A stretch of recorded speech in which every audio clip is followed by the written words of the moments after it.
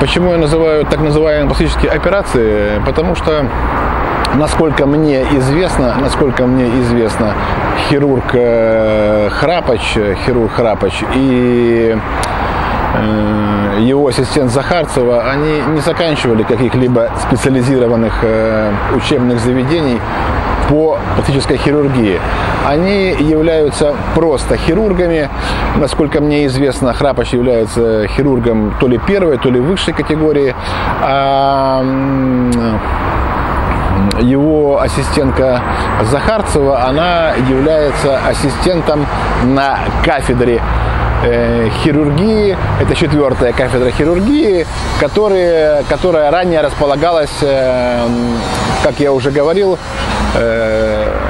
на базе Республиканской клинической больницы.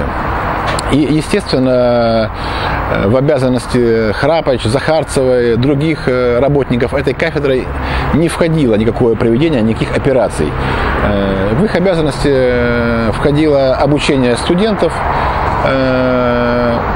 просто проведением операций нехирургических, а обучение их теории, даже без практики, так как договора между институтом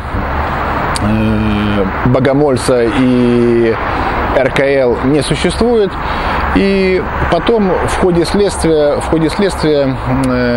мне стало известно, что Храпач фактически, скажем так, оборудовал свою операционную для проведения так называемых пластических операций в хирургическом отделении Республиканской клинической больницы.